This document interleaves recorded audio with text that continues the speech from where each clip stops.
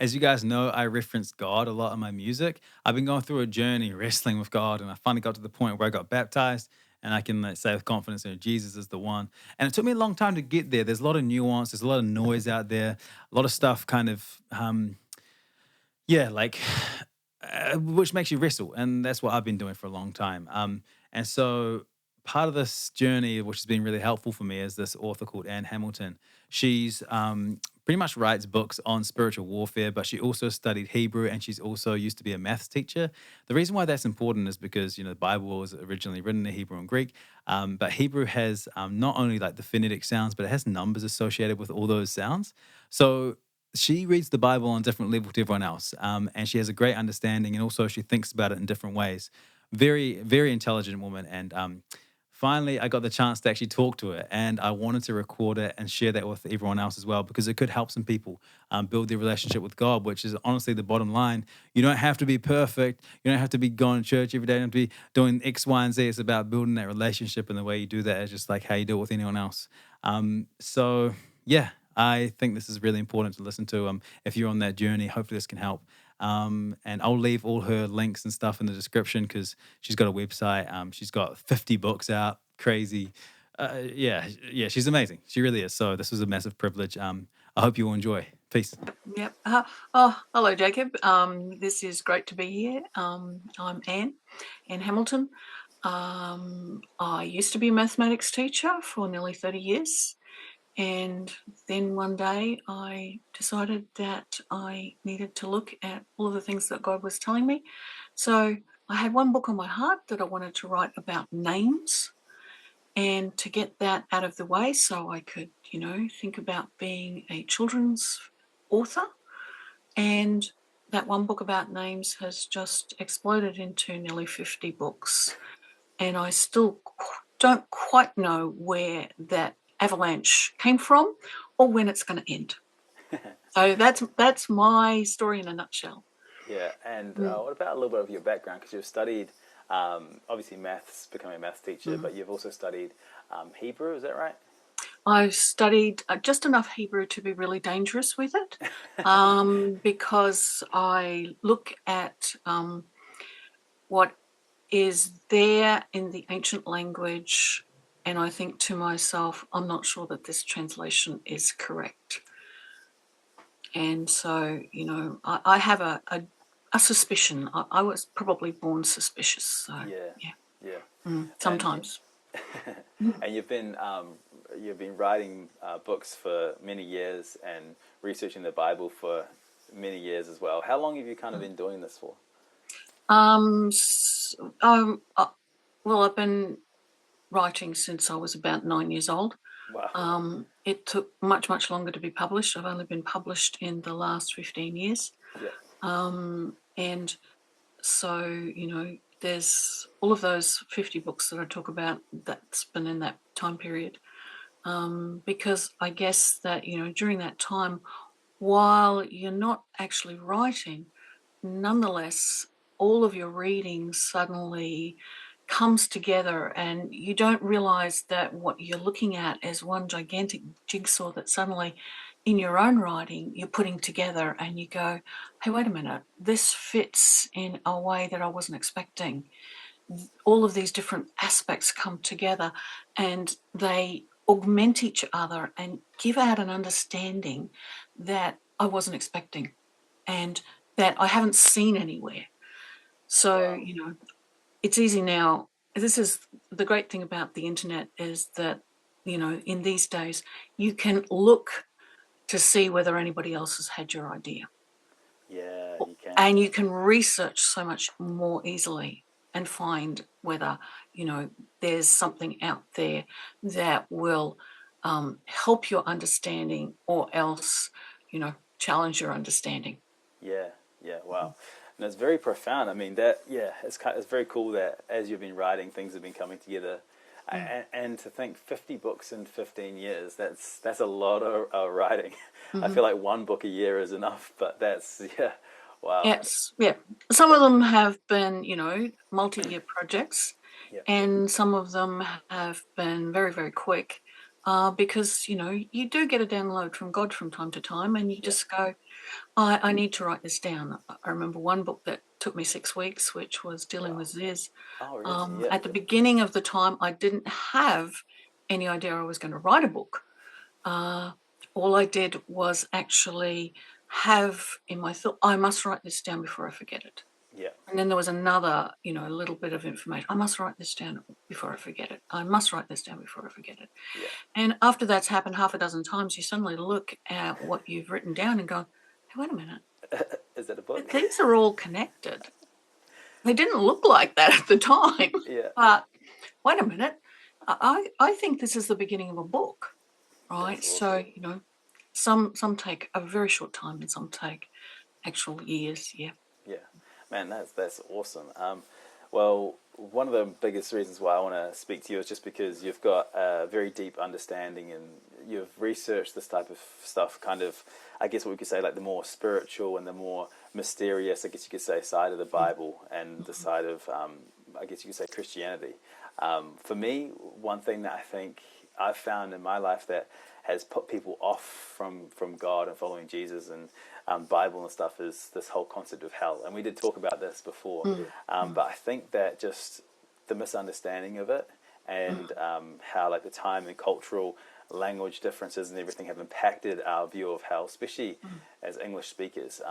Maybe if you could just speak a little bit on that, just so people can kind of at least start like thinking, hey, maybe hell isn't this place that we as humans go to burn forever in eternity. Maybe that's not actually what a loving God would do for us. Maybe just speak Exactly. on that a little bit. Exactly. Yeah. I mean, if you start with the whole thing with Adam and Eve, which is, not talking about hell, at least for the moment, it's that a lot of people have the idea that God cursed Adam and Eve, but he didn't. He cursed the ground because of their sin, and he cursed the serpent. He always intended redemption for humanity, right? And once you understand that he always intended redemption for humanity, that really, unpacks what the plan of God was and how at various times, and the recorded times in the Bible that people went, well, we don't like your plan, God, right?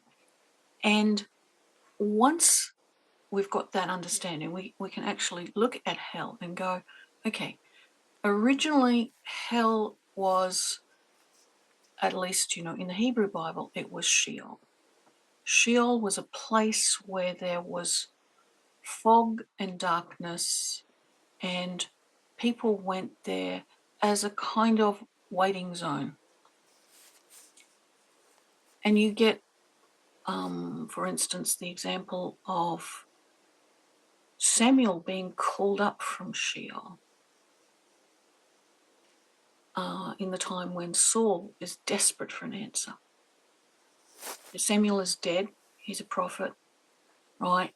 And he delivers a prophecy to Saul that Saul doesn't really like, right? And what Saul has done at that point in time is he has made a covenant with Sheol and a covenant with death. And this impacts the whole of Jewish history from that point on. And we can look at that impact and know that it's there because Jesus actually undoes that covenant with death and that covenant with Sheol, right? And he doesn't do it on the cross, which is going to surprise a lot of people. Yeah, no, that's surprising. Yeah. Yeah. Where did he do He it? does it before that, right? And you have to know a little bit of the geography, right? But the whole thing is that Saul, after the day after he got this prophecy from, the grave, right, he was killed, right? And the Philistines displayed his body on the walls of Beit Shean, which is still an archaeological site, one of the biggest, probably the biggest archaeological site today in Israel. And across the other side of the Jordan River, there was a Jewish settlement. And these guys saw what happened, and they took the bodies of Saul and his sons down, and they took them to the other side of the river, right? And they burnt the bodies and they buried the bones. And later, when David's in a bit of trouble, right, and he realizes that he needs to honor the previous king, right, he gets the bones and he brings them, right, down to a place near Jerusalem. Now, when Jesus has left Jerusalem after the Festival of Lights, when he proclaims that he's the light of the world, and people have tried to kill him as a result of that, he goes to that same area and he stays there for a couple of months. And this is where he gets the news about Lazarus. He's right at the spot where Saul's bones were buried. And when he receives the news about Lazarus, he actually follows the path, the same path that Saul's bones would have followed when they were taken to Jerusalem and buried in the tomb outside Jerusalem. He's going from a place called Bethany beyond the Jordan to Bethany just outside of Jerusalem. And that's where he meets Martha and Mary and where Lazarus has died. And the whole point of that journey is to say, I am retracing what Saul has done, and to prove that I have broken the covenant with death and the grave, I'm going to have to bring somebody back from the dead. Wow. Which is exactly what he does. Yeah. Right? This is actually undoing that covenant that Saul had done. Right? So, here's this whole thing about Sheol, and here's what Jesus is doing about it. Now, when it comes to our understanding of hell, right, which is different to this foggy, misty place where there's very little remembrance and there's very little, it's a place of blindness, really. This is different. This is the whole idea of Gehenna. Now, Gehenna is the rubbish dump outside Jerusalem, and this was where child sacrifice took place. And here you've got something entirely different. Here you've got that image of eternal burning, right? Because this was a place where the rubbish was always burning and where child sacrifice had taken place in the past. And so here you've got a slightly different image. You've got exactly what Jesus is saying is, this is what you want to avoid. It's your choice. Right? And you get that amazing parable that he tells, which has Lazarus in it. Right? It's the only parable he tells where there's a name. Wow. Right? Okay. And he tells the story of Lazarus and the rich man. The rich man was dressed in purple. He had 5 brothers, so on and so forth. There's a lot of detail actually in this parable that is, not in the same order of detail as in other parables. And when you look at what he's saying, it's quite possible, more than possible. In my view, what he's doing is going, Caiaphas, you have 5 brothers. Well, they're brothers-in-law, but same word, right? You will wind up in hell if you keep going the way you're going. It's your choice. And in the parable, Abraham basically is having this dialogue with the rich man and is saying to him, look, even if somebody came back from the dead, no one would be convinced. Even if someone named Lazarus came back from the dead, you wouldn't be convinced. And so what Jesus is actually saying, I believe, to Caiaphas is, it wouldn't matter how extraordinary the sign was. Your choice is to oppose God, right? And once you've made that choice to oppose God, then what can we do? God is not going to destroy your free will. You have made the choice to go to the place that was never reserved for humanity. It was only reserved for the fallen angels. And so I think, this is what we have to look at when we're looking at that concept of hell.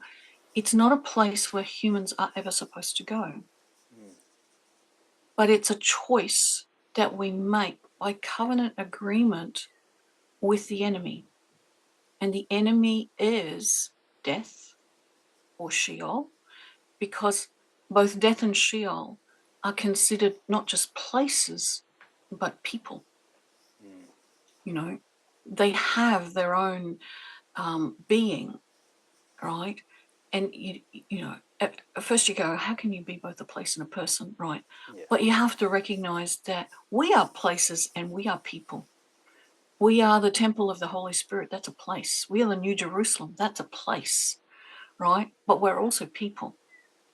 So, I know it's really hard to wrap your head around, and I don't think I've wrapped my head around it really very well either. But I actually just go, okay, I'm a place and a person. These are a place and a person, right? They are thrown into the lake of fire at the end of time, right? And that was reserved for them. If we keep on our covenant with them, then that unfortunately means that because of our oneness with them, that's where we go to. Right. So we kind of go to this, like from your understanding, go to this place where it's fogginess, blindness, and everything. You're kind of there, and then that whole entity is then at the end of time thrown into the lake of fire. Yeah. So it's not like the understanding, because people kind of understand it like humans are sent just to burn, right? But from what I understand is that that's not really what happens. There's this place where we go. It's the separation from God, essentially. It's confusion, it's death, whatever. And then but now you're saying that whole area goes. That whole area goes. And so, when you're in covenantal oneness with it, that's what you do too. Yeah, you're going with it. Yeah. Yeah, I guess that is really interesting. Yeah. And do you get a second chance? Well, I don't want to make a theology out of this. I don't even want, I just go, I would like to think that you get a second chance. And I would like to think that on the basis of what happens with Jesus and Moses. Okay, yeah. Right? Moses dies, right? Without ever seeing the promised land. Oh, sorry, he does see the promised land, but he doesn't walk it, right? He doesn't cross the Jordan. He dies before that. And he dies as a result, actually, of refusing covenant with God, right? Because that idea of striking a rock, right, specifically striking a rock, was understood all the way through ancient culture as refusing covenant. So what Moses has done is say, look, I want to remain an Egyptian. God is giving him this understanding that actually his name has to change. Moses is an Egyptian name. And the promised land was for Hebrews, not for Egyptians. And so God's just going, listen, I want you to tweak your name a bit, right? Instead of drawn from the water, which is a dedication to the god of the Nile, I want you to change it to draw water, draw the living water. Cool. You're in me rather than the other way around, And God gave Moses a lot of opportunities to do this, right? There's different bits of the story that, lead up to this. And, as far as I can see, God actually gave Moses about 14,000 reminders, not kidding, right, that this is what he wanted to happen. And finally, there's this very public renunciation of covenant. And God goes, no, you can't do this in public. You can't show the people of Israel that you can get away with this, because that's going to mean that they're going to refuse covenant with me, and they're going to see that there's no consequence. And so what Moses does is he accepts this, but then he starts to argue with God. Well, couldn't I get into the promised land a different way? Couldn't I go up to the hill country of Lebanon, those beautiful places, right, and go round that way rather than across the Jordan, right? And God says, no, don't talk to me about this anymore. Just no. But when you see Moses and Elijah with Jesus on the Mount of Transfiguration, they are in the hill country of Lebanon. This is exactly what Moses asked for and what God said no to. And so, do you get a second chance even after you're dead? Because this is after he's dead. Right. Right? And like I said, I don't want to make a theology about it, but I think there is a possibility of hope in that story, that maybe this is what we get. If we do not know God and do not understand him, and there's been no possibility, we can actually look in the face of God and go, yes, I choose you. That's kind of where my mind's gone a bit as well. I feel like as a human being on Earth, whether I'm not sure which kind of time period we're in with, because obviously Satan is on Earth and doing running a lot of muck, and it's hard to, as technology progresses as well, it's hard to understand what's real. Like, I feel like people are kind of getting to a point where it's like, hey, I don't even know what's real anymore. And it's a tough one. But when you're in that state where, hey, you're no longer alive, and you're face to face with the being who created you, there'll be no doubt, there'll be no confusion. You'll just know. And in that moment, if you decline him, I feel like maybe it'd be almost impossible for a human to. I don't know, not because they're forced to, but just because of the sheer knowing and the overwhelming love. But that's what I feel makes more sense to me, because there's a lot of people in the world that would have wrestled with God for a long time, been deceived in ways that we can't even understand. Obviously God is the creator of the universe and is far more powerful than anything, but also his adversary, is a lot more intelligent than us and Totally. can deceive us in ways that we don't. Yeah. Yes. And Satan learns, which, a lot of people are surprised to think that the enemy would learn over long periods of time, and I'm surprised that they're surprised. Yeah. But I think, sometimes that what we do is simply we reproduce a biblical strategy, right, to do something, instead of going, okay, this biblical strategy is great basis of spiritual warfare, but the enemy knows this one. So, Lord, can you give me a slightly different strategy? This is the foundation of what I want to do, but how do we modify this so that the enemy is actually not going to know exactly what we're going to do? I think that, hyper intelligent beings, right, are constantly learning, and they know vastly more than we do, right? And this is one of the huge issues that, we face in spiritual warfare, that we aren't going to be able to outthink them or out-strategize them. We have to totally rely on the Lord's plan. 100%. Yeah. Yeah, there's no way around that. Yeah, I think it's an interesting one, because people, the most important thing really is having a relationship with God.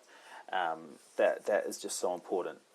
But these barriers that are kind of in the way, I guess you could say, like people thinking, oh, he's a big meanie that sends people to hell. He does the blah blah blah. Trying to, for me, trying to break these down a little bit, and just to get people to this point where it's like, hey, it's actually just it's more about a relationship. With God, yes. And you see that, throughout the history of Scripture. I think that one of the biggest things that, people struggle with is they look at the Old Testament and they say, here's a God who is mean and nasty and angry and cruel and, orders massacres and so on and so forth, right?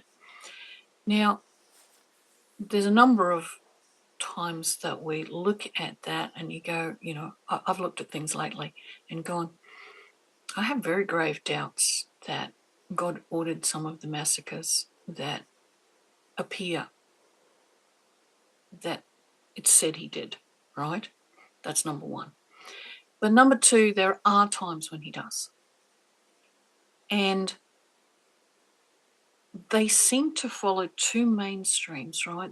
There's one thing that God will not tolerate, and that is somebody conspiring to destroy another person's relationship with him. Right? It's the conspiracy. And so when you look back to Adam and Eve, there's redemption for Adam and Eve because they didn't wake up in the morning and go, well, we're going to disobey God today. We're going to conspire against him. We're going to be disloyal. We're going to do all of these things that, no, they fell into a trap. And so when God curses the serpent, it's because this is knowing the conspiracy was there. Yeah.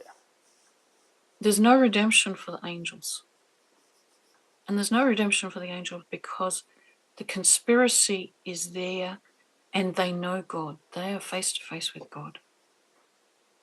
All right? We are not in that position. And, I think the most wonderful thing is that God knows the difference between stupidity and disobedience. Yeah. He knows the difference between, oh my goodness, look, yeah, you fell into that one, didn't you? Right? And outright defiance. Yeah. And so he does stand in harm's way for us to a huge degree, but not totally, right? Because if he did so totally, we would never get out of all of the sin structures that we're part of, all of the things that we do wrong. Our sanctification wouldn't be there. Our redemption would be, yes, our salvation is not in question, but our sanctification is.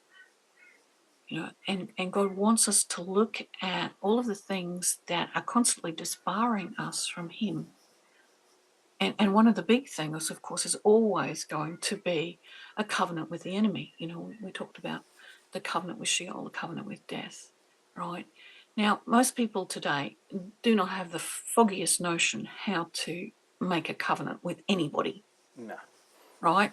We just don't know how to do it, right? It's gone from our knowledge, right? And we've also lost the fact that there's more than one covenant, right? So that understanding that covenants, they survive. They survive the death of the people who took them out. That's the issue, right? So they follow family lines, right? You look at that story at the beginning of Exodus where it says there arose a Pharaoh who knew not Joseph. Now, know is a covenant word. And what it meant is there arose a Pharaoh who did not have a covenant with Joseph. In other words, there was a dynastic change. The family that, for generations had held the covenant with Israel because one Pharaoh took it out, no longer had to do so because there was dynastic change. Wow. Right? And so we look at things like that and go, well, that doesn't affect us today because the cross of Jesus actually nullifies those covenants. And that's true. It does. But Jesus doesn't operate on default switches. He operates on relationship. Right. Right? You don't get this automatic, oh, let's switch that one off.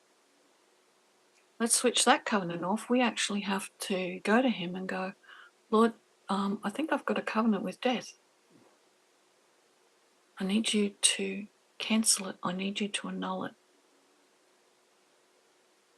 And I always say to people, if you decide that you're going to go and ask Jesus to annul a covenant that the Lord has told you you've got, the very first thing you need to do is to ask him to forbid retaliation against you, because every covenant will have clauses for trying to get rid of it. Every one of them The fine will print. basically go, yeah, okay, you try to get rid of this, you're dead. Wow.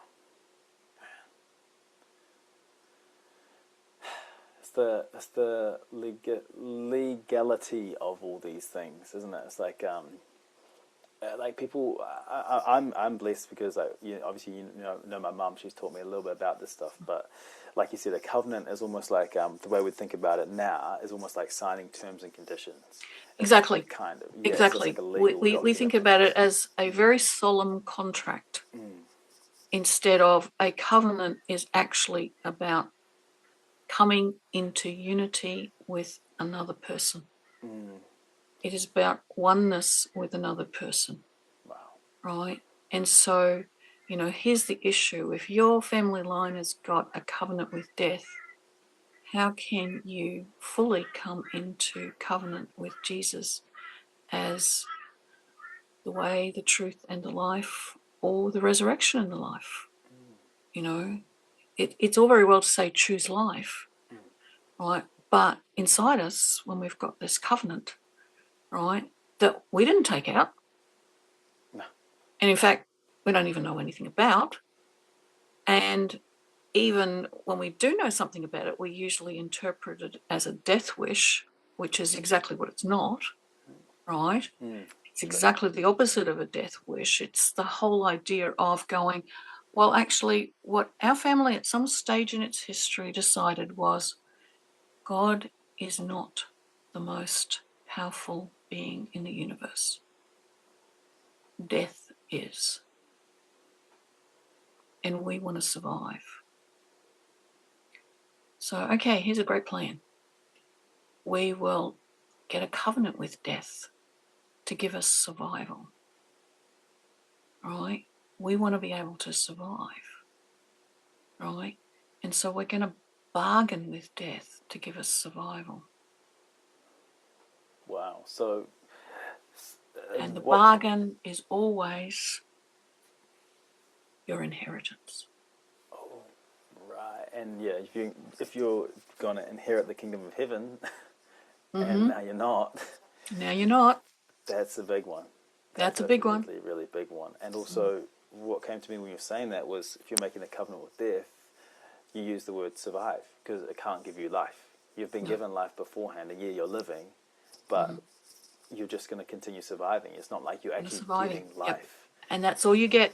You get survival. You do not get an inheritance, and that, is not just a spiritual inheritance, that's also a physical inheritance. And you find people, who make a lot of money during their lifetime, but they never have anything to hand on to their children. Wow. And you go, that is one of the symptoms of a covenant with death. Wow. And somehow it's all drained away. Wow. Yeah, because it's part of the terms and conditions, like you said. Yeah, exactly. Wow. You get survival, and that's all you get from generation to generation, survival. So somewhere along the line, people decided that, okay, God's not the most powerful being in the universe, and then they also decided, hey, we don't want to die, so we want to make a deal with death so we don't die. And then, so we don't die. Yeah. Yep. Eventually they will, yeah? Like of course, will, yeah. You can't avoid that. Yeah. But yeah. For some reason they think they can just live forever, or what? I think it's, when you look at the primary verse on covenant with death, which is Isaiah 28, 15 and 17. It's basically talking about the people of Jerusalem. It's in the time of the Assyrian invasion, and they are so afraid of the Assyrians that they've basically gone, what we want is survival, right? We want to be able to get out of nobody is, gone up against the Assyrians and been able to survive, right? They've been taken off in the cruelest fashion, right? And so this is what they've done. And Isaiah is challenging that.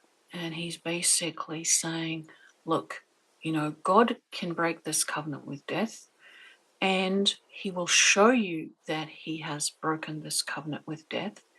He will make a sign that is, what I call an natural thing, right? Yeah. So something that happens in the physical world that is so different. You just go, that can't happen, right?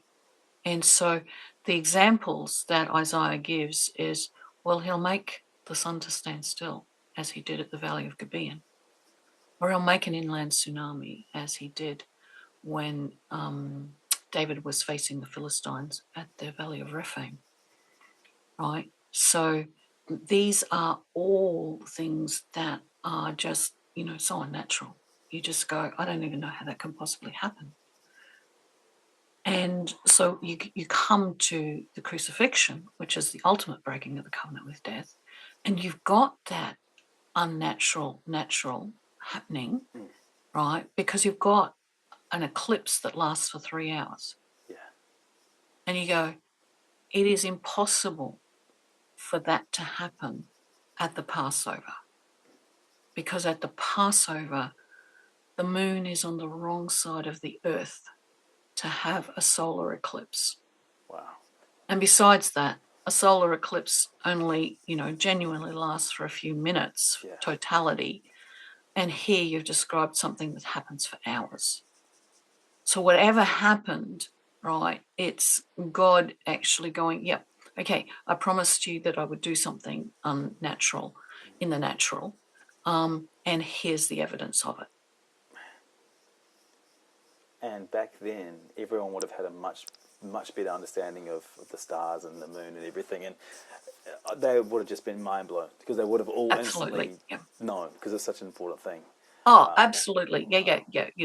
We know things about eclipses now, but we still use the terminology that the ancient Babylonians used for, the whole eclipse cycle and all the rest of it. So, that's how old our understanding goes back to. They knew, and they could predict them. Yeah. Right? Well, they have a better understanding than most people have now. Like, we have better technology and everything, but I wouldn't be able to tell you that, hey, okay, the eclipse was meant to be on the other side of the earth at that time, but they would all know that because they would have all been waiting. Yeah. Because those times in the year are really important, those equinoxes and things. Man, yes. So just say for someone who maybe is listening in, they're not sure if they've made a covenant with death, or how does one, it feels like maybe that could be possibly easier than we think to do that. Is that? I don't think that people today do it unless you're into witchcraft and you actually, might know a few things that, because that knowledge tends to have been preserved in witchcraft and stuff like that. But most people are not going to have a clue, and they're not going to do it because they actually don't have the knowledge of how to do it, right? They're going to have inherited it. Gotcha. Right. And so they're looking for those symptoms of inheritance that go, okay, no, our family has never got anything other than survival. Right. And in a day-to-day reality, inheritance, what are you talking about? Right. Everything seems to just drain away from me. Right. So you're looking for all of those kind of things that show evidence that I'm getting nothing, and you will feel it in yourself. Okay. I'm big on feelings. Yeah. because feelings often tell you, you know, what your spiritual state is. And when you sort of go, look, I do nothing in life except survive. Mm. And when I look at my family line, well, actually, no, they haven't done much other than survive. Right? So you actually go, okay, this is the covenant with death, and it is operating in our family line, and I need to do something about it. And always go, okay, before you do anything about a covenant with death, and before you even ask for that forbidding of retaliation from God, then you've got to do something about your false refuges. Yeah. And That's your false refuges are the places that you go to when you're disappointed with God. And that place doesn't necessarily mean a actual physical place. It can be just a habit. yeah. I loved what you wrote about that actually. I sits and I thinks. I remember you writing that, and I was thinking, wow, literally just getting a coffee and sitting and thinking could Mm. be a false refuge. Yeah, It's like, yeah, wow, man. Like, I think that's probably a really big one for people modern day. Anytime they feel anxious or something, go on their phone, yeah.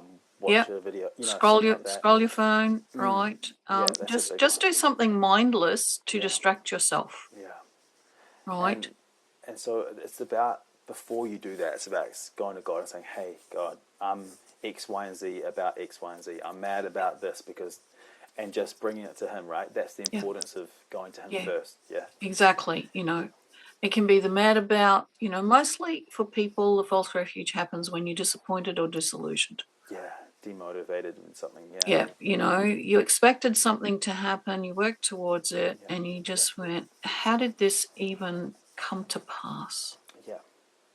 Right? Everything pointed differently, everything pointed towards success. Mm, And I feel that you promised me success, Lord, but it didn't, you know. And when you feel that God has promised you success, that's the worst time, of course, because are you going to go to God in that situation when you just go, it's God who disappointed me. How can I talk to him?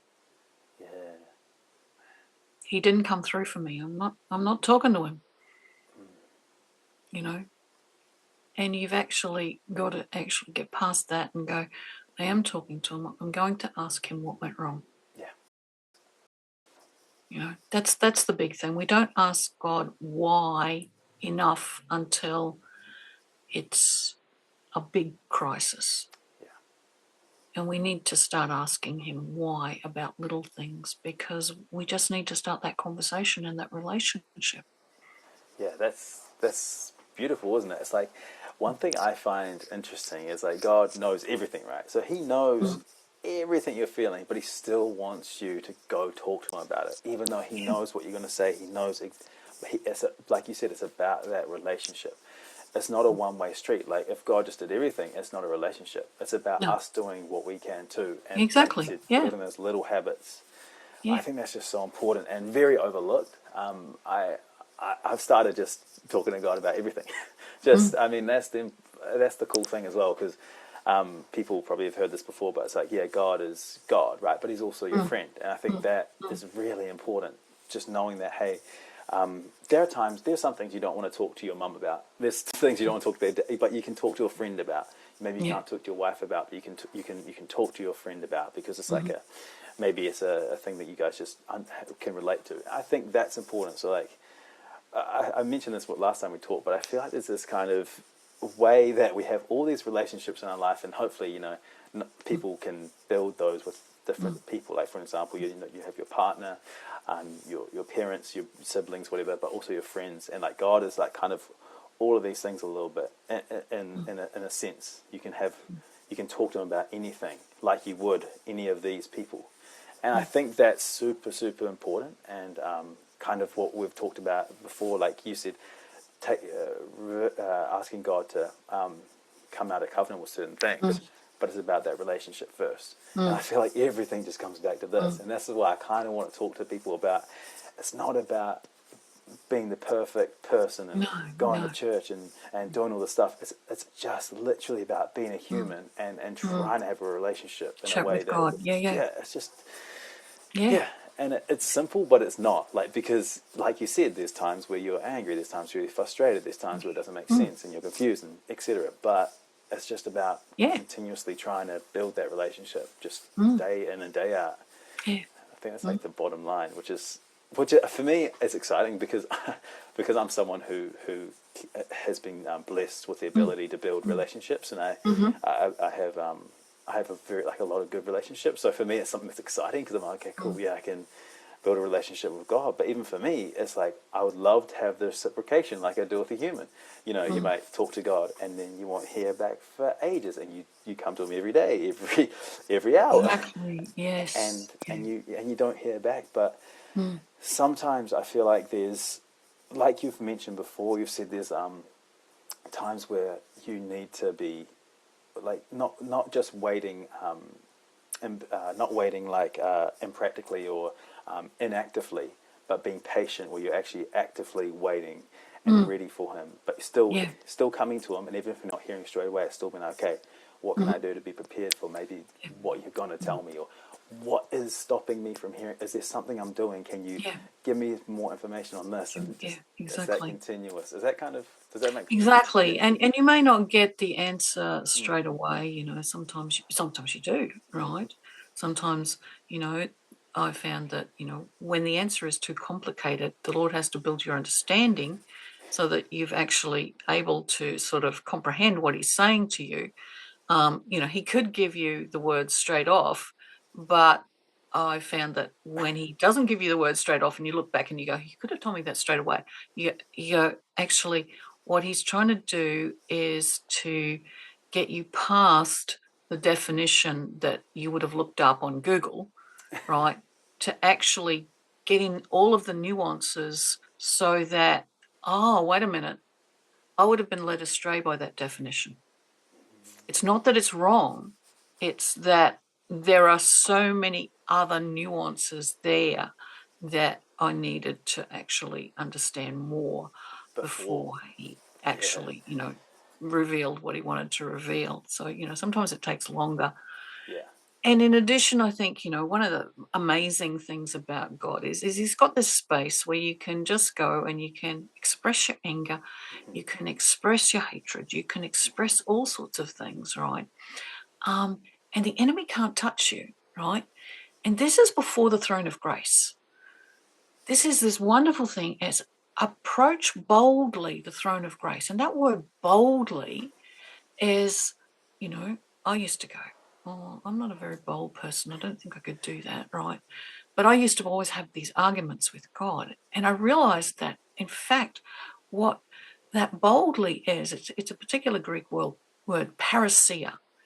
And what it meant was that you had a kind of parliamentary privilege, right? You know how in Parliament people can say things, right, that they can't say outside of Parliament. They get sued, oh right? I didn't know that, right? Right? Okay, yeah, yeah. Okay, there are things that are basically protected, right, by the space that you're in, right? And the ancient Greeks had this, right? Except it was in the theatre, right? So a playwright could say anything about a politician or, somebody in high authority, right? And it was okay, right? You could mock them. You could do, you could show your anger. You could, basically call into question anything that they'd done, right? Take that outside the theatre and you were dead, Yeah. right?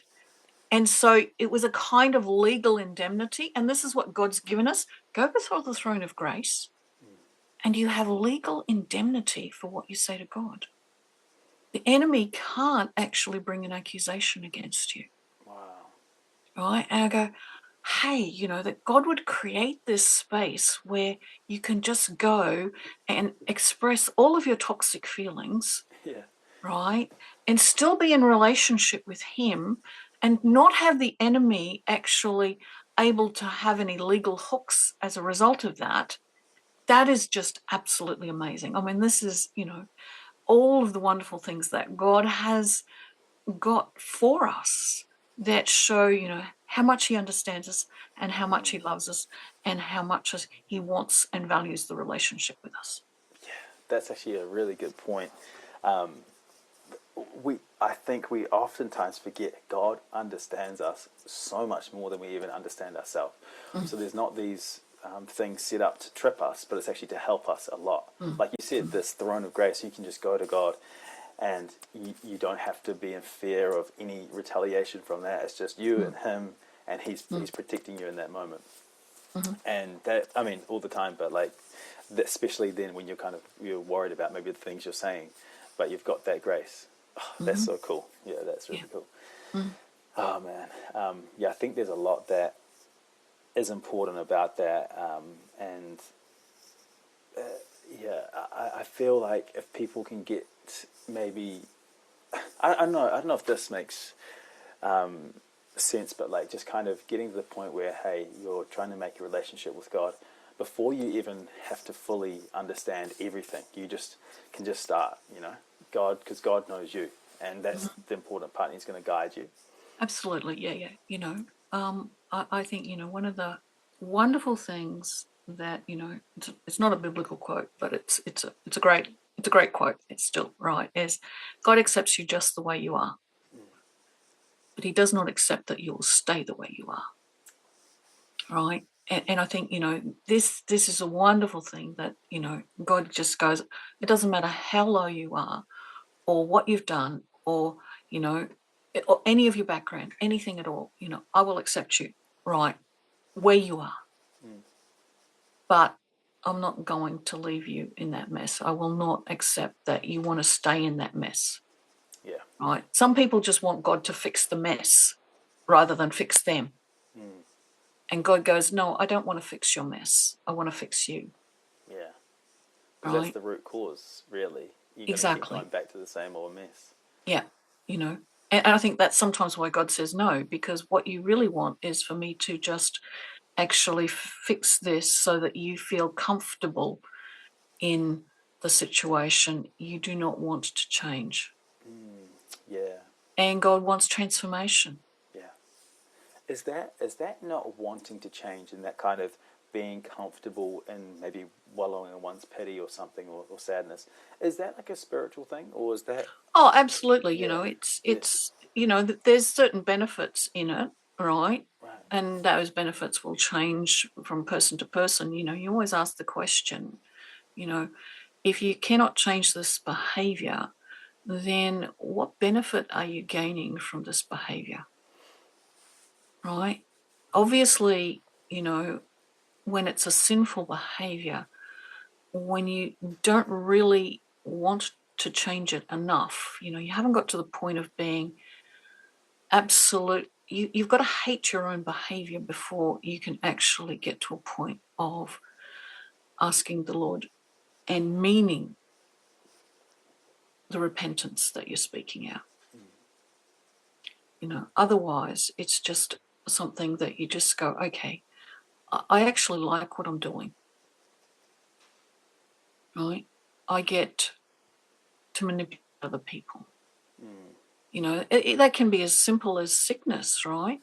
My sickness actually draws me such benefits. I do not want really to get well. Which I think is why Jesus asked the man at the pool of Bethesda, do you want to get well? Do you want to be healed?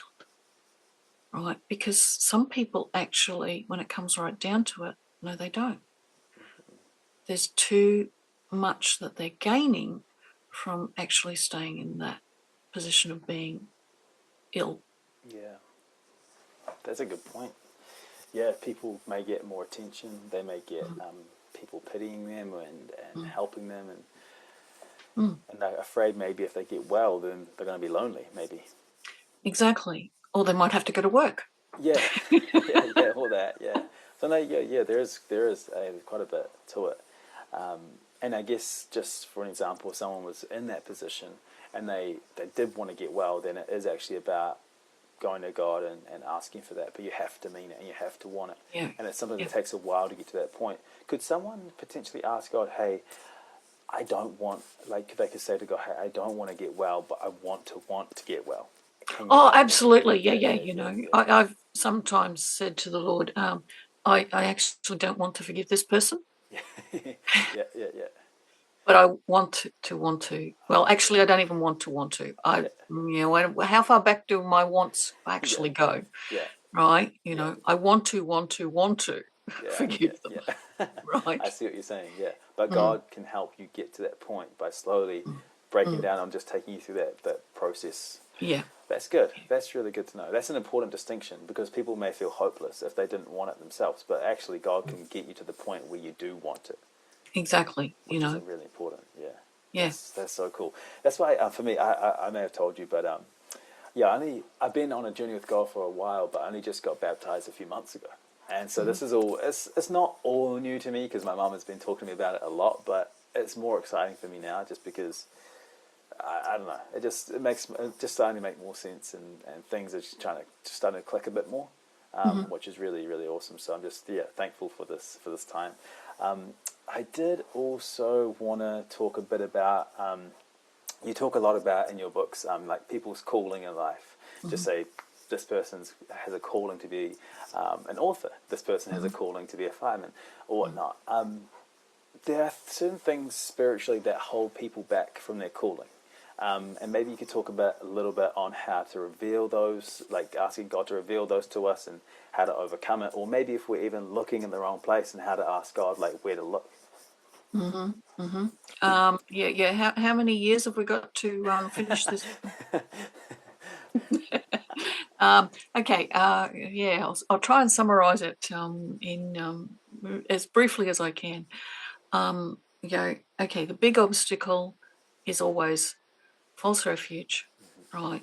Which we talked about, and covenants, particularly covenant with death, covenant with Sheol, right?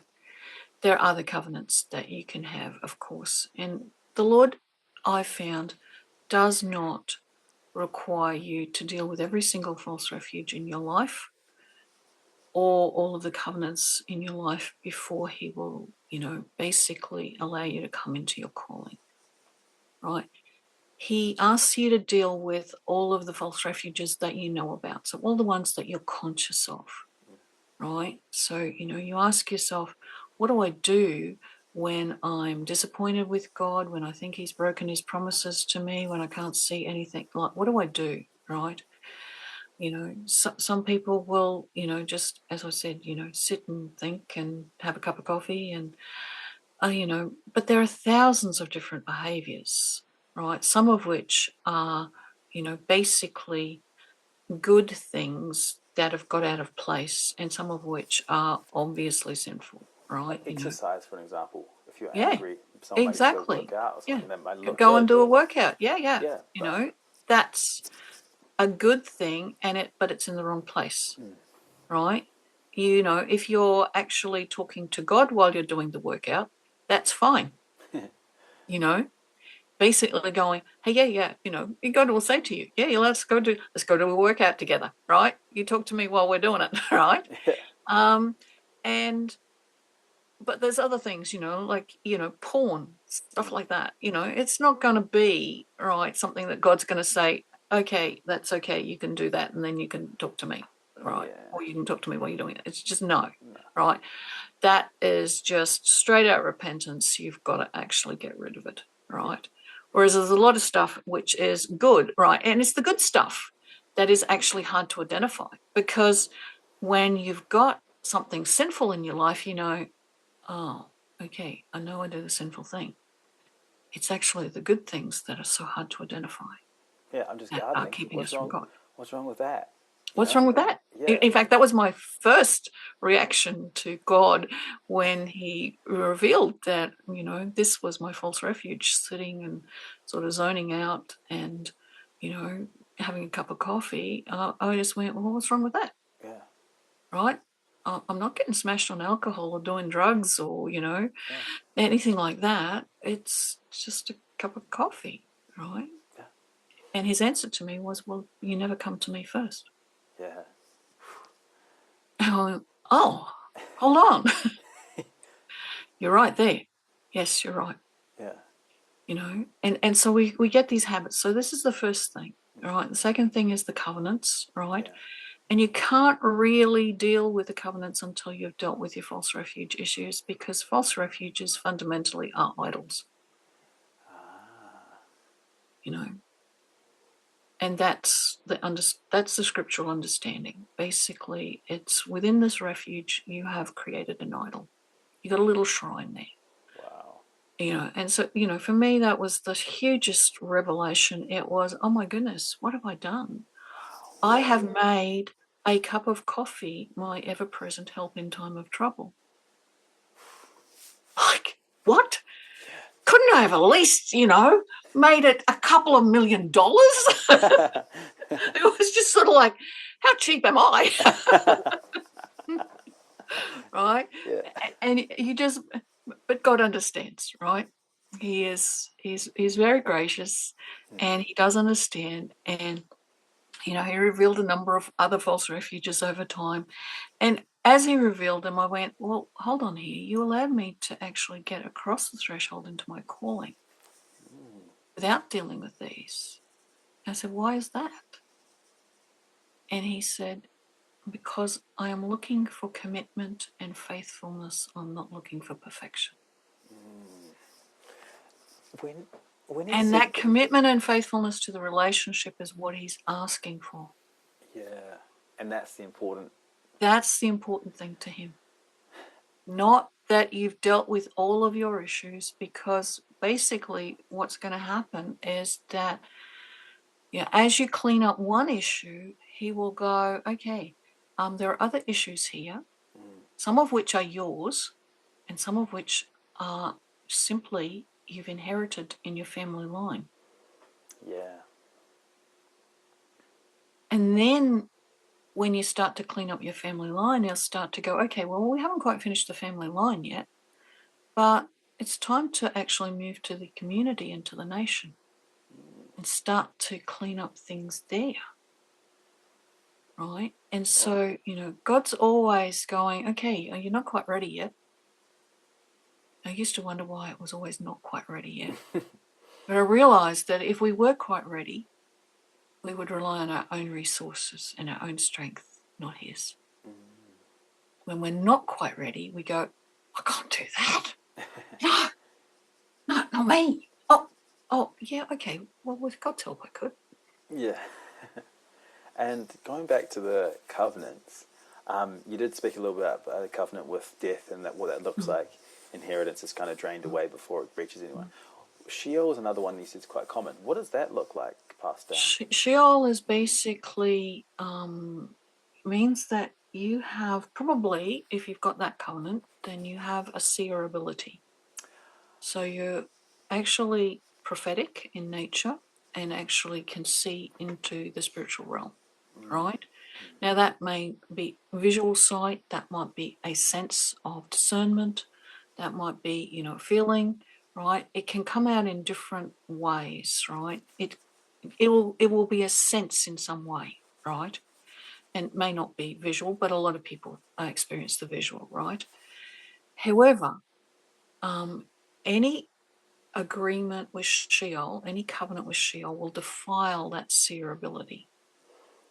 Because, as I said, the basic thing about Sheol is blindness. You can't see in the fog. You know, the spirits still exist there, right? But you can't see in the fog, right? And what they want is sight. And if you have spiritual sight, then they want to make an agreement with you. And you probably never made it, but right in your family line, there's an agreement. We will trade with Sheol our spiritual sight for knowledge, because the grave buries many secrets. Whoa. And that's what they're willing to trade for. We'll give you a secret Wow. in exchange for your spiritual sight. Wow. And so, you know, you have people, I think, you know, who have a seer ability and do not realize that actually there is defilement over that seer ability, right? Because there's a covenant that they haven't dealt with. Yeah, and their ancestors could have made it hundreds of years ago. hundreds of years ago. Yep. Right. And so, you've got this whole issue that you actually, you've grown up with the ability to see into the, spirit. Some people can turn it off. Some people do, because it's so frightening. And as children, they have, basically switched off the ability. Right. And so that's their way of dealing with that covenant. But switching it off is not removing the covenant. It's going to go down their family line still. Yeah. Right? Basically, you've got to ask Jesus to nullify the covenant. And before you do so, you have to actually repent of any time that you might have used it, even as a young child. Right? Because legally, the enemy doesn't care that you were 2 years old and you were innocent and you didn't know what you were doing. Yeah. It's just basically, this is what happened, right? You're legally responsible. Tough luck. Man. So that repentance needs to happen, but like, I said before, you always ask Jesus, you always ask the Father to forbid retaliation against you before you start to dismantle any covenant. Yeah, that's really important, eh? Yeah, absolutely, because basically every single one of them will have a clause written into it, because it is partly a contract, right? Here's the contractual agreements for coming into oneness with whatever, right? And you break those, you're dead. Yeah. Yeah. It's a big one. And someone maybe with these abilities, the ability or the gift itself is not wrong. It's just No. people have used it. Yeah. Or the fact that they've traded it away for secrets Mm-hmm. with Sheol, which is obviously, you never want to be making covenants with anything outside of what God has proposed. Yeah, anything outside of the Holy Spirit, Yeah. the Father, the Son, no. No, it's not going to be ending well for anyone. No. Interesting. So there's those two covenants and the false refuges, and then you mentioned community. What is that? You said when God finishes, okay, God's finished with the false refuges for now. Not quite ready, but we're moving on. Yeah, So we're not quite moving on. ready, We're moving on. and Okay, then move so on to the community. you look at the landscape around you, the place where you live, right? And you look to what Jesus is doing in various places where he goes. He always, when he's healing a person, he is also healing the land and history. And so it's basically going, okay, this applies to us as well, right? So the probably the biggest example, and I'll make it as simple as possible because it actually involves so many different historical events, right? Is the woman at the well in Samaria, right? Now, the last time you've heard of the Samaritans chronologically in Scripture, though not in the way it's ordered as we currently read it, but chronologically speaking, the last time the Samaritans were mentioned was in the book of Nehemiah. At the end of the book, right, it's basically about how Nehemiah has expelled the Samaritans, right, got rid of them, and also all of the foreign women, which would have included some of the Samaritans, right? And in addition to getting rid of these women, right, and forcing their husbands to divorce them, their children have been cast out as well. Right? So Jesus never says, oh, Nehemiah was wrong.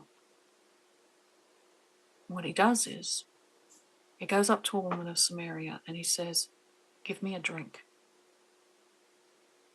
And the significance of that is that Nehemiah was a cupbearer to the King of Kings in Persia before he came and he rebuilt the walls of Jerusalem and cast out all of these people, right? And so what Jesus is doing is going, okay, I'm going up to a foreign woman who has been married several times. Don't know what her children's status is, but I'm going to ask her to be a cupbearer to the King of Kings, to the real one, right? And so when I do that, I'm actually going to give her the opportunity and her community to covenant with me. All they're going to need to do, according to the ancient terms of hospitality, is invite me to stay. And he stays with them for 2 days. And they are actually claiming that he is the Messiah. So what they have done is they have actually acclaimed him as the Messiah, the King of Kings. In those days, the world was divided into 3 parts: the Gentiles, the Samaritans, the Jews. To save the world, Jesus has to be acclaimed the King of the world. So he has to be claimed the King by the Samaritans, the Jews, and the Gentiles. Right? So here's the moment when he gets acclaimed the King of the Samaritans.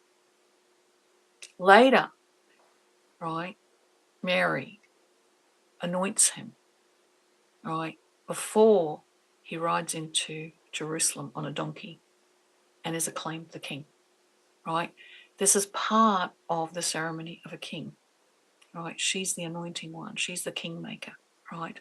And of course, what's his name? Pontius Pilate. He acclaims Jesus the king, right? So you've got all of the legal requirements for being claimed king, right, in the 3 parts of the world that were understood in those days. So he can actually fulfill that salvation because he has been acclaimed a king, right? But it all depends upon this moment when he goes into this place where he's actually basically going, okay, I'm not going to tell you that Nehemiah did the wrong thing, but my actions will tell you. Right? He was not supposed to do that. What he was supposed to do, if you work it out, is to offer the women who were divorced by their husbands, before they were divorced, it was to offer them the opportunity of covenanting with the people of Israel. So that they would be like Ruth or like Rahab or like Zipporah or like Bithia, right? All of these women throughout the history who had joined themselves to the Jewish people and who had covenanted with them. And that's what he forgot to do. Right. And so Jesus had to go back and Jesus had to go back and fix this one. yeah, right? And he's, and I mean, he goes back, the other sort of, one of the other threads in the story, there's several threads in the story, but one of the other threads in the story is, okay, it's all about the kingship, right? He has to be claimed king, right?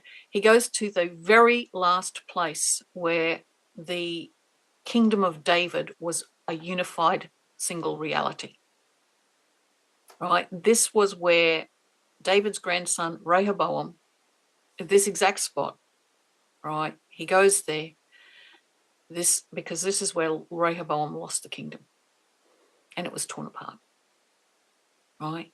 So if you're going to reunify the kingdom of David, you go to the spot where it was torn apart and you get the people to proclaim you the king, right? Okay, we don't do kings now, we do Messiah, right? Same deal. So basically, this is what the Samaritans are doing. Yes, he's the Messiah. Yes, we're going to proclaim him as such, right? So what he's done there is he's reunified the kingdom of David. And for us, in our life, if we were to take that kind of same concept into our calling or whatnot, would God sometimes ask us to go kind of fix things up? Or like, Absolutely. right. And I think we could do it so easily and we would not even necessarily know that we'd done it because, like, how hard is it to ask someone for a drink or give someone a drink. Yeah. Right. That's just, I mean, okay, we talked about, how Jesus was fixing the whole story of Saul creating a covenant with Sheol and with death, right, by raising Lazarus from the dead. All right. Okay. He does say, we need to raise people from the dead, right? Go do that.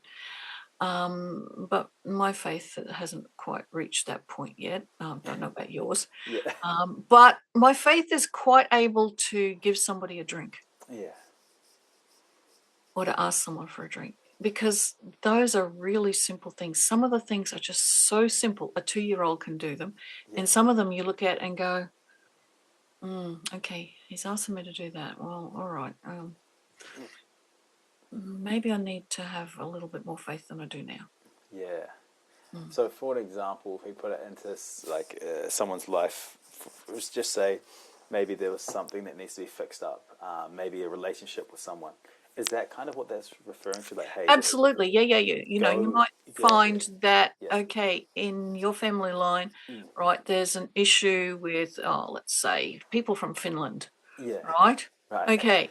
Okay. So, wasn't aware of it, but all right. Okay, there's this thing. And suddenly you find, I have friends from Finland everywhere. What is the Lord do? What? Hey, wait a minute. It's got to be something here. Hey, I better ask my mum, my dad, grandpa, grandma, right? Do you know anything about people from Finland that, might be something historically that we need to sort? And then you probably piece together some clues, and you might find that once upon a time this happened. Once upon a time, there was some huge rupture that God is going, okay, fix the relationship Interesting. that comes down your family line, that, this is what it's all about. Yeah. Because I think we don't look at history as something that Jesus is redeeming. And yet he is. Ephesians 1:10 basically says, Jesus wants to restore all things, and that's what he's there for. And you go, actually, that word for restore is a word that suggests that, we're not just talking people, and we're not just talking the world. We are talking also the history of the world. Wow. Yeah. Because you think you can't necessarily change history, but you can change. You How can change the history story. affects, now, and how it affects you now. Like you said, just say you had a history with people from Finland for some reason, and your family had beef with them, but now they actually don't. Now that's all been sorted out. Yeah, that's important. That's interesting. So those three things you talked about was the false refuges, the covenants, and then maybe fixing things up within the community around you. And God will kind of show you those things.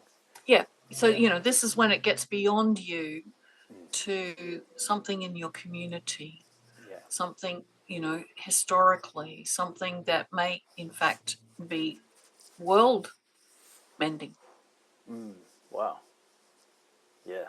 I mean, that's the thing, because you did talk about also there's unfinished works and stuff in the Bible, so there's no saying that, hey, there's going to be some amazing work that people right now living have to do. Well, God's asking them to do. Yeah. Exactly. Yeah. You look at some of the things that Jesus gave his disciples to do, and you realize that he's handing on mantles from, some of the famous patriarchs and prophets and kings. And he's basically saying, there are unfinished tasks attached to these mantles. Go do them. Yeah. And I believe that, we are still inheriting those unfinished tasks. Some people say to me, can you have more than one mantle? And I go, I think the unfinished task is so huge. I wouldn't want more than one. Yeah. That's true. You can, I guess, and going back to again the relationship with God, that's how you're going to find out about that stuff, right? You're building that relationship, and like you said, He's looking for that consistency and that faith, to then give you more to work with, essentially. Exactly. It's important, yeah, because Yeah. like you said, we unknowingly are making idols. I remember I was reading Ezekiel, and I was just like, how do these people just keep going back to these false gods? They just continuously, they know God's there, but they continuously go back and back and back. And I guess like it's the same thing with us. We'll it's actually easier than we think. Yeah. We'll accidentally do it, and then before, unless God reveals it to us, we won't even. Sometimes we wouldn't even realize. Exactly. Yeah. Which is kind of it's kind of a bit crazy a little bit, but that's why it's good to have God with us working and having that relationship with Him. Now, was there something else here as well? People talk a lot about free will and stuff with God, and like another thing, like I guess a barrier is like how there's evil in the world, and then like there's free will, and how God is good and there's still evil.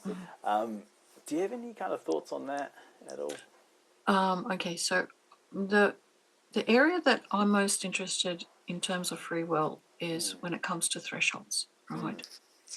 And this is the whole thing about getting to a threshold and you have to make a choice, right?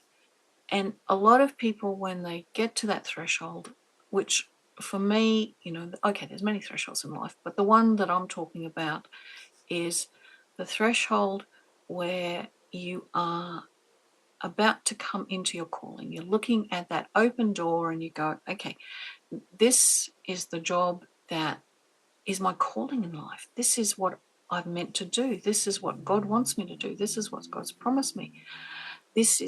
And you get to that doorway and you have to make a choice, right? There are basically spiritual guardians on the doorway and they will demand a sacrifice. And when you go to God and you ask Him what to do, there's absolute silence. And a lot of people just go, I don't know what to do because God is not answering me. You go, no, He won't. Because it's not God's choice. It's your choice.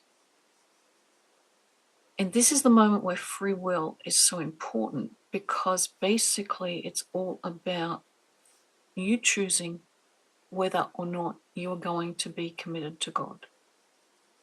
Right? Are you going to make that sacrifice or not? Now, the answer is yes, you are. You shouldn't, but you will. And that's the reason why most people fail to get into their calling, because they basically have made some kind of sacrifice to one of the threshold guardians, these spirits that guard the doorways. Right? We either sacrifice somebody else, and that can be in many ways. We can backstab people. We can, sacrifice our families in various different ways. We can, make all sorts of different sacrifices, right? That's sacrificing somebody else. We can sacrifice ourselves by self-sabotaging, or we can sacrifice the honor of God, and usually, well, actually always, the honor of God will always be involved with one of the first two anyway. So these are the three ways that we are sacrificing. However, what we should be doing is going, excuse me, you've asked for a sacrifice? What do you mean? Jesus is already the all-sufficient sacrifice for me to pass over into my calling. I don't need anything else. Now, basically, the threshold guardians are going to laugh in our face and go, yeah, right, okay, let's see if you really believe that. If under pressure, if under wasting, if under retaliation, you actually believe that, right? And what we find is, no, we don't. Sooner or later, we just go, okay, we'll make the choice that we're going to give in and we're going to make some kind of sacrifice. And so here's the moment when free will is so significant, because what we've done is we've chosen not to be committed to God, not to believe in the atonement, right? And what we actually need to do at this time is realize that there's nothing we can do to believe in the atonement any more than we do. Most people make the mistake of believing what I need is more faith. And actually what they usually need is one of the gifts, sorry, not the gifts, the fruit of the Spirit, right, rather than faith, right? Although faithfulness is a gift of the Spirit, right? But fruit of the Spirit, sorry. Yeah. But the whole thing about choice is something that is absolutely so significant, right? Particularly when it comes to something like a double bind, right? Usually a double bind, we can put them on ourselves or we can have them put on us by other people, right? And breaking that double bind is absolutely impossible. Because when we've put them on ourselves, what we've done is we've decided that I don't trust God any more than, I've reached the limit of my trust in God. I cannot go a single step further. So in order to keep ourselves safe, we create this double bind, right? We can't go any further, but we can always go to God. Oh, well, look, I can't get any further because of a double bind, right? And the first time I realized this was when I was talking to God and I was saying, look, I've been asking you for 20 years about this double bind. And one of the most common, which is the one I had, was time and money, right? If I have the time to do what I believe is your calling for me, I don't have the money. And I've tried to live by faith and it hasn't worked, right? And if I have the money, I don't have the time because I have the money because I'm working, right? Which is limiting my time. And I've been praying about this for 20 years. And finally, the Lord said to me, well, you know why I haven't answered that? And I said, no, I don't. He said, because you don't want me to. And I went, let me search my heart here. And I went, yeah, you're right. I've been asking you for something that I don't want. Which is why you haven't answered. Because you know my heart. Right? Anyway, so I worked out what the double bind was, right, about whatever. And I said, this has grown up because I reached the limit of my trust in you 20 years ago and I haven't moved a single toenail forward in that 20 years. Right? And I said, and I am too scared to break that double bind. I am terrified. The very thought of breaking it is absolutely frightening beyond belief. So I'll tell you what I'm going to do. Lord, only you can break this double bind. And I know that the moment you try to do, I'll say stop. So please ignore my free will. Cool. In this particular instance, because I know that you will not ignore my free will most times, but the only way to break this double bind is to actually get you to ignore my no, which is going to come up the moment you actually start to break the double bind. I'm going to, no, too scary. No, back out. Stop.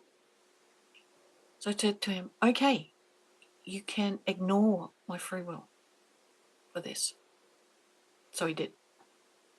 I spent 3 days in absolute panic and terror. And at the end of it, I went,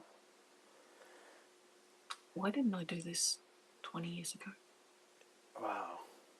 Because although 3 days is really, really bad, you look at the waste of 20 years and you go, if I'd done this 20 years ago, I would have had all that time in my calling. Yeah. And so what did it look like for you when that bind was actually broken? Like, if you give us before and after. Before, the freedom to actually choose, right? Because now you're actually in a space where you can go, well, do I want to do this or do I want to do that, instead of going, all right, now I don't have the time and I don't, or the money, right? And so suddenly it's a space where you go, okay, I do have the time, right? And I may not be having, bucket loads of money, but I have sufficient money to be able to do this, right? And I also have more than enough to be generous as well. So I'm not at survival level, that whole covenant with death thing about you just get survival, right? I can actually, give money away as well. So, there is more than enough. So, yes, it's this incredibly terrifying space for a couple of days while the Lord is just going, yeah, okay, I'm going to break it, right? And I'm going to ignore your no, right? While you sit in this panic of, yeah, I'm sort of terrified at what you're doing, Lord. And so then, yeah, beforehand, it was like you said, the restraint for time for money. Then afterwards, pretty much after 3 days. Yeah, 3 days was just like, and at the end of it, it was just sort of like, well, that's over. And why didn't I do it 20 years ago? And then like practically what happened? You got into a position where you had more time and more money to do what you needed to Yeah, do. exactly. Literally after 3 days. Yeah. Wow, that's crazy. That's awesome. Mm, mm. Those 3 days would have been. Yeah, why do you think we're so scared of that? Because isn't that what, like, wouldn't it feel great now, being like, okay, this is what God wants me to do, and I can do it.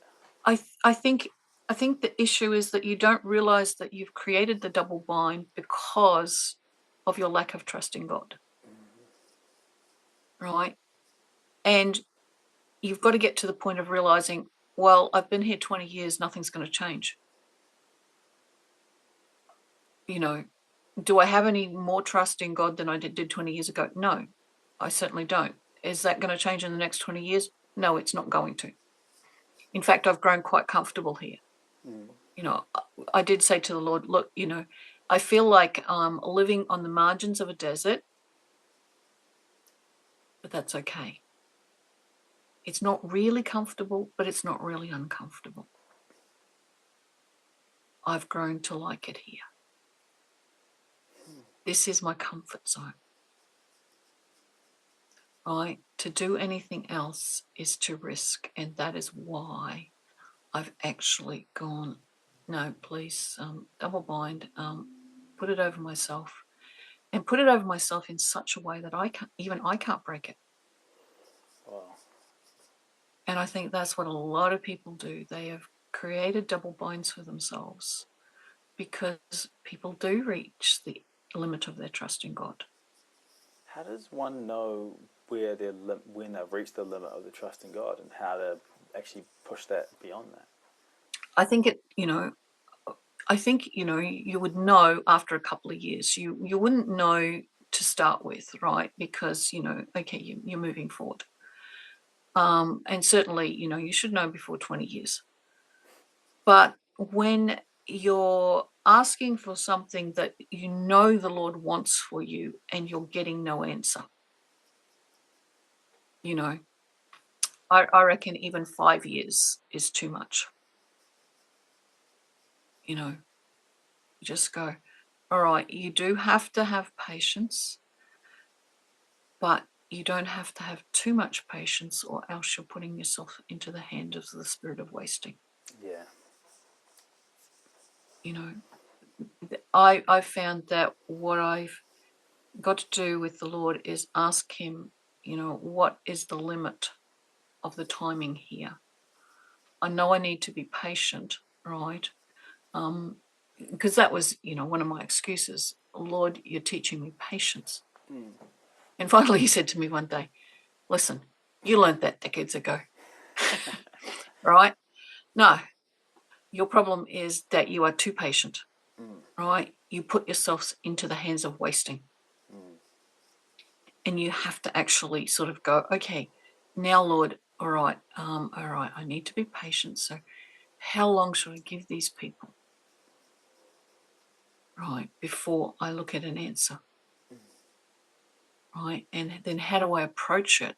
Particularly with thresholds that are not necessarily your thresholds, because sometimes you're on other people's thresholds. And that can be very dangerous because, of course, they're looking what they're going to sacrifice. And sometimes that sacrifice is you. Wow.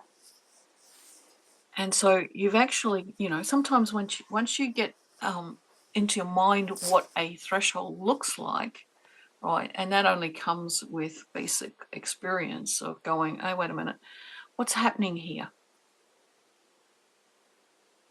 And you go, well, this is not my threshold. Is it their threshold? So I remember one stage going, this is just taking way too long, and it's extending out, and getting no answers and whatever. And so finally I said to the Lord, is this their threshold? Have they never done this particular thing before? Because when you do something for the first time, it's a threshold. Not necessarily a threshold into your calling, but it's still a threshold, right? And it indicates how you're going to work, right, when it comes to the threshold into your calling. What the kind of reactions you're going to have. So when you're looking at somebody else and you're going, oh, wait a minute, okay, so you got to ask the right questions. Have you never done this job before? Oh, and they'll say, oh, no, this is my first time. And at that point you go, okay, I've got to change my prayers. Totally, right? I was concentrating on getting an answer. Now I need to actually pray that they won't sacrifice me and they won't sacrifice themselves.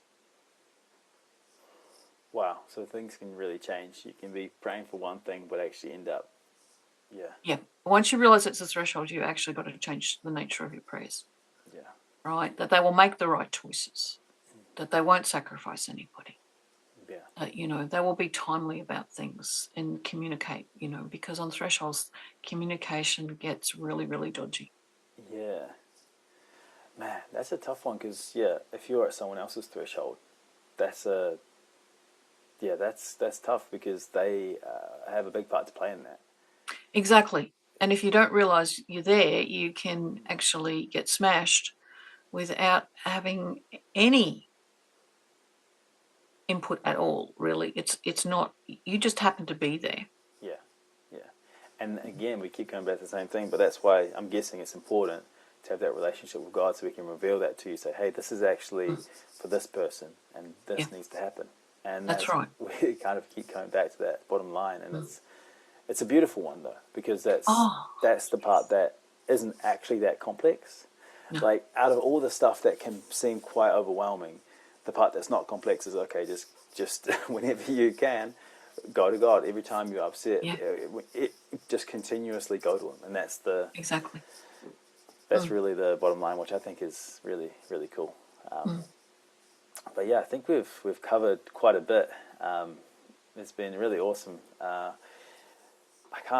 mean, there's always so much to talk about. But absolutely. Yeah. Like I said, okay, you want to talk about things that's going to take me years to, how many years do we have on this video? Yeah, exactly. But for me, I don't know if it's necessarily why it's in my heart, but I think just simplifying it for people, like not thinking, like I said before, being perfect. It's just about coming to God. Absolutely, yeah. I mean, so many people talk to me about thresholds and all of the different aspects of threshold guardians and all of the different obstacles. And yes, there's huge numbers of them.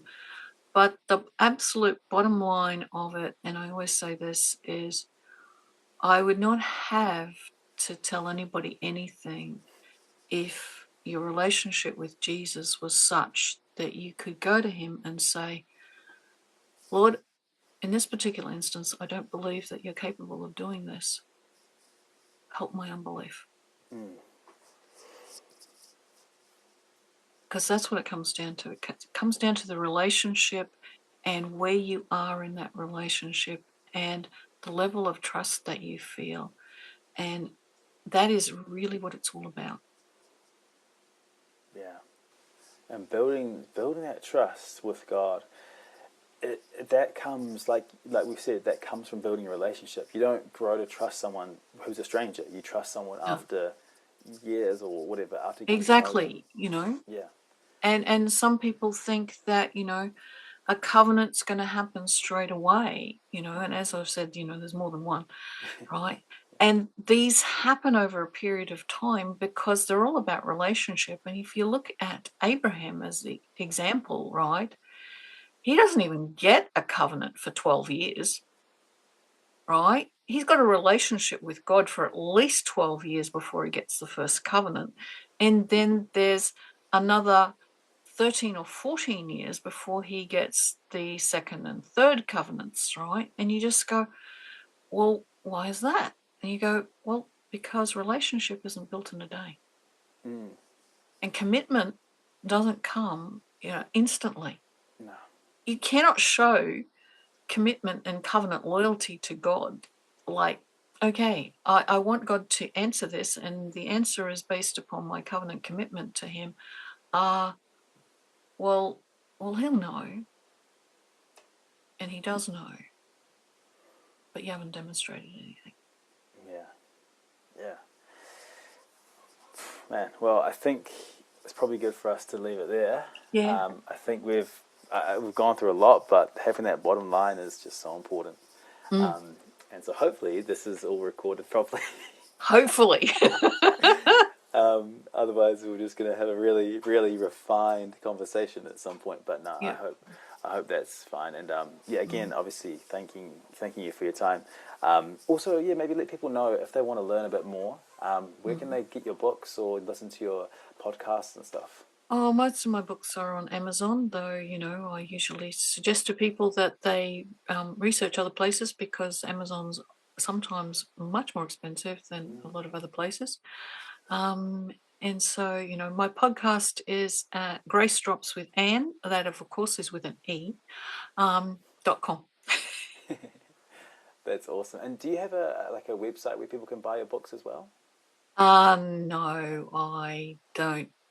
Look, I do have a website, but everything is directed to Amazon and to other places anyway, so you may as well go directly there. Yeah, and they can just search Anne Hamilton and they can That's find your right. stuff. Yeah, Yeah. cool. No, that's good because yeah, your books are very insightful and they have even prayers in them as well, which is cool. You give like a little bit of warning and stuff before the prayers and everything, which is good. That's right. The prayers are there because I know that people will get to the end of the chapter and go, "Oh my goodness, I've got so many problems. Oh, wait, I identified with everything in that last chapter. Yeah. Tick every box. Oh my goodness, what am I going to do?" And in their panic, they get to the next page and go, "Oh, here's a prayer. Thank you, God." Yeah. So the prayers are not there as formula. I stress that every single time. The prayers are not there as formula. They're just for that moment when you've had this kind of meltdown and you've suddenly gone, I need some. Oh, here's my starting point Yeah. for a relationship with God. Yeah. Yeah. Which is the most important part. But yeah, that's good. I thought it'd be good to mention that too. But yeah, I'll try to stop the recording now and we'll see what happens.